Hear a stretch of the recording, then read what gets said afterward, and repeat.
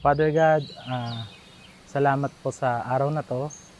Salamat sa right timing mo para ganapin tong pag-isang dibdib namin ni Shay. Salamat po sa pag-iingat, sa biyaya, sa lahat ng protection, lalo na sa aming dalawa. Hindi ko ma-imagine, Panginoon, kung paano mangyayari itong sa mga oras na to, Father God. Pero alam ko, plano mo to, Panginoon. Pwedeng sabihin ko na wala akong masabi, Panginoon, dahil yung galak sa aking puso, yung galak na maging isang bride, ang isang Crisaline Cabo, Panginoon, yun ang isang tagumpay at isang kagalakan ng isang lalaki na tulad ko, Father God.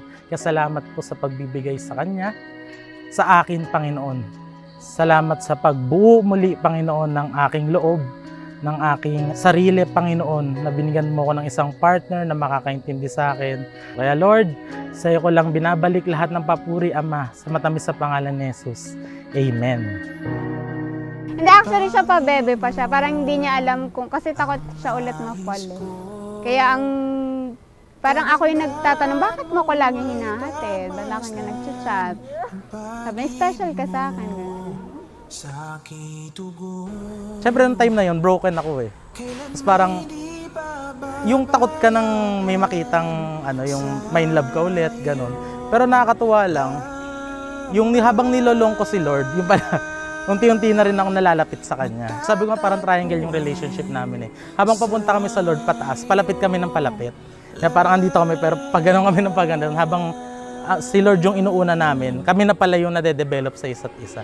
Mananatili sa iyong lilim at sasambahin ka sa dakong lihim.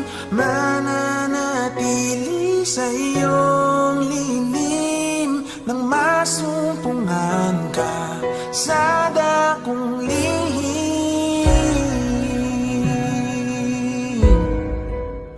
Naalala ko nung una tayong nagkita. Akala mo ako'y kasal na.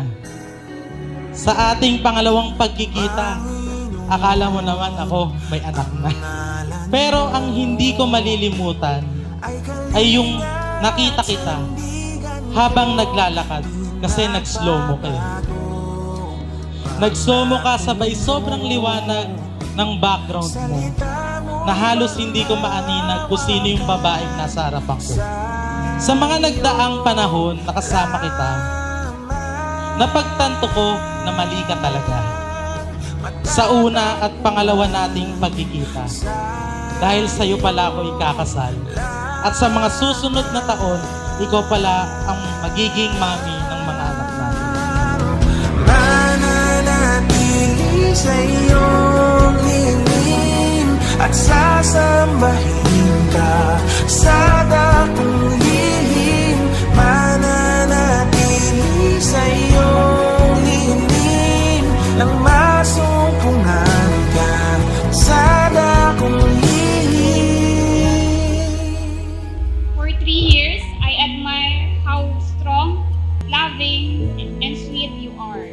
Kapag may problem, you just look it positively and lagi mong sinasabi na malalagpasan din natin lahat ng pagsubok. Now, I promise to take care of you, to understand and love you unconditionally. Ang pagpuri ko ay tanging sa'yo, sa'yo lamang iniaalay, O Panginoon, ang puso ko sa'yo magpakailanman. At tulad ng pangako ko sa'yo noon nung naaalala mo pa, bago kita ligawan, I will love you more in good and in bad times. I'll be at your side forevermore. That's what friends are for, di ba?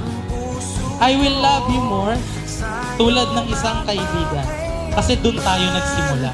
Mananatili sa iyong lilim at sasambahin ka sa dakong